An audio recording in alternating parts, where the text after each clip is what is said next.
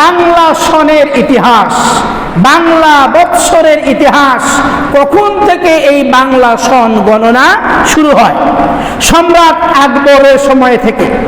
সম্রাট আকবর তার রাজসভার সদস্য ছিল একজন সবচাইতে বড় এবং দামি সদস্য, যার নাম হচ্ছে ফতুল্লাহ সিরাজি।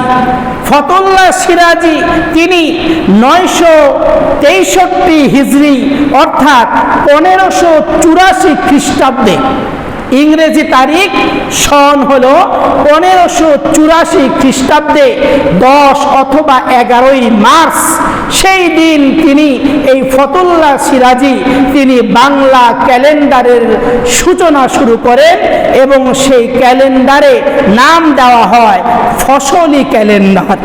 ফসলি ক্যালেন্ডার নাম দেওয়া হয়েছিল। কেন নাম দেওয়া হয়েছিল?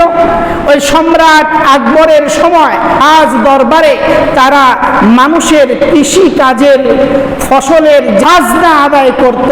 তারা খাজনা আদায় করে শুভ নববর্ষ অর্থাৎ এই বৈশাখ মাসের প্রথমেই তারা শুরু করলো একটা ক্যালেন্ডার, আর সেটা হলো ফসলি ক্যালেন্ডার। কেননা ফসল থেকে উৎপাদিত ফসলের যেই খাজনা নেওয়া হয় এটার সাথে সম্পৃক্ত এই ক্যালেন্ডার, যার কারণে ফসলি ক্যালেন্ডার, এবং তার থেকে পরবর্তীতে বঙ্গাব্দ ক্যালেন্ডার বলেই নামকরণ করে এই বাংলা সন শুরু করে সম্রাট আকবরের সময় থেকে।